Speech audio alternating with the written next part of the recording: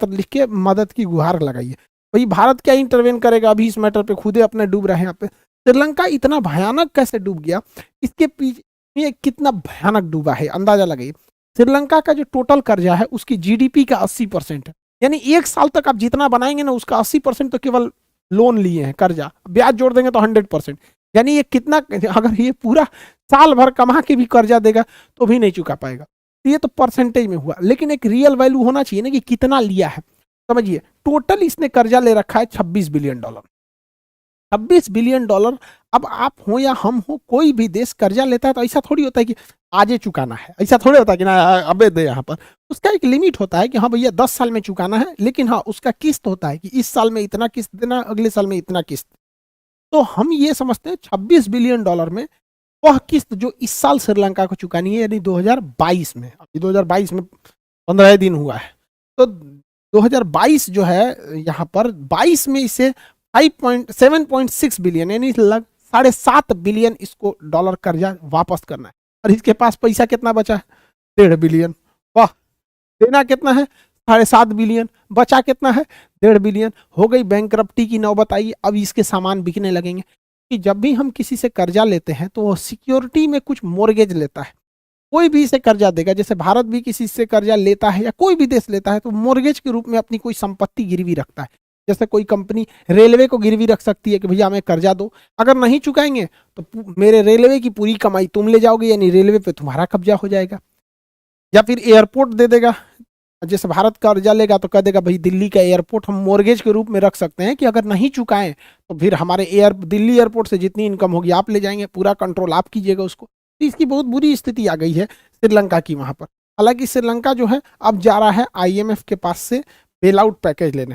देखिए ये world bank पे नहीं जा सकते हैं, आईएमएफ पे ही जा सकते हैं। दोनों में पहले अंतर समझिए। वर्ल्ड बैंक जो है, इसका एग्जाम में क्वेश्चन पूछता है वर्ल्ड बैंक का पूरा नाम क्या होता है? International bank for reconstruction and development.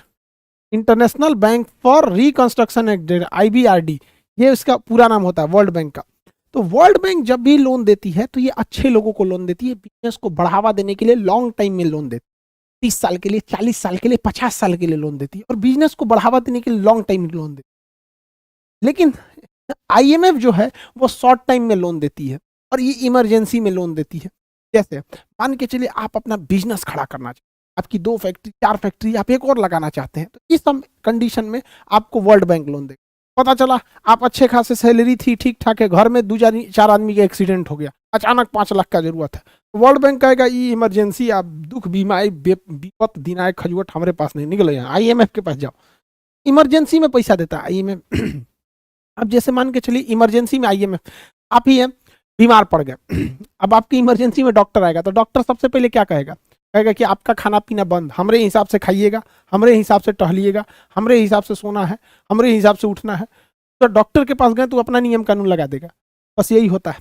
World bank से कर्जा लेंगे तो वर्ल्ड बैंक इंटरफेयर नहीं करता है, बहुत कम दाम पे लोन देता है आपको, बहुत ही लो इंटरेस्ट रेट पे। लेकिन आईएमएफ से जैसे आप लोन लेते हैं तो आईएमएफ जो होती है ये क्या करता है? लोन देता है बहुत हाई प्राइस पे और पूरी इकोनॉमी को अपने कंट्रोल में ले लेता है। कहता है कि देश श्रीलंका आपका, हम जैसे कहेंगे आपको उस पैसे को इन्वेस्ट करना, जैसे जैसे वो कहेगा उसी हिसाब से करना पड़ेगा। इसी को कहते हैं बेल आउट। बेल आउट में क्या होता है? बेल आउट पैकेज में आपको लोन तो दिया जाता है लेकिन आप अपनी सॉवरेनिटी, अपनी संप्रभुता खो देते हैं, फिर आपको उसके इशारों पे चलना पड़ता है। ऐसी नौबत भारत पे भी आई थी 1991 में। हम लोगों ने भी बेल आउट पैकेज लाए थे, मतलब हम लोग कर्जा लेके आए थे, बैंक ऑफ इंग्लैंड से भी लाए थे, आईएमएफ से भी लेके आए थे। 1991 के बाद हमारे पास केवल 15 दिन के पैसे बचे थे। श्रीलंका की से भी बुरी स्थिति आई थी, पूरी दुनिया देख रही थी कि भारत बर्बाद होगा।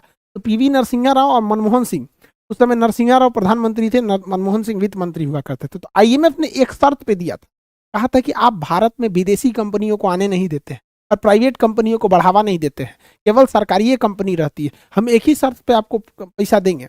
बेल आउट में पहले पता है, बेल आउट का मतलब ये होता है शर्त रखेगा अपना नियम कि आप प्राइवेट कंपनी को भी आने दीजिए, सरकार और विदेशी कंपनियों को भी आने दीजिए और दोनों को छूट दीजिए।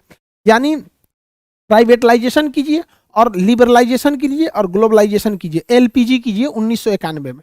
मतलब प्राइवेट को भी दीजिए और विदेशी को भी दीजिए, दोनों के साथ लिबरल रहिए, सरकारी प्राइवेट और विदेशी कंपनियों में भेदभाव नहीं होना चाहिए। तो उस समय हम लोगों ने स्वीकारा था। तब भारत में आई थी विदेशी कंपनी भी, तो विदेशी कंपनियों ने टाई अप भी किया था। भारत की हीरो कंपनी से टाई अप किया था होंडा ने, तो होंडा हीरो होंडा दोनों मिलके बनाने लगे सब हीरो होंडा, बाद में अलग हो गए सब यहाँ पे। तो वो बहुत अच्छा समय था हमारे लिए। श्रीलंका को भी बेल आउट पैकेज मिलने जा रहा है, लेकिन श्रीलंका की अर्थव्यवस्था संभल नहीं पाएगी इन दो लोगों से। अब क्या ही बताएं आपको, तो बेल आउट पैकेज आप समझ गए। दूसरा क्वेश्चन एग्जाम में पूछेगा कि अल्पकालीन ऋण कौन देता है? छोटे समय के लिए तो आईएमएफ देता है, दीर्घकालीन और विकासात्मक कामों के लिए वो देता है। इमरजेंसी और भुगतान संतुलन में गड़बड़ हो जाता है, भुगतान संतुलन मतलब पैसा देना है, बिल पेमेंट करना है, पैसे नहीं है, उस सब के लिए आईएमएफ होता है। ठीक है, यहाँ आईएमएफ लोन देता है। श्रीलंका का अभी हम लोगों ने हाल ही में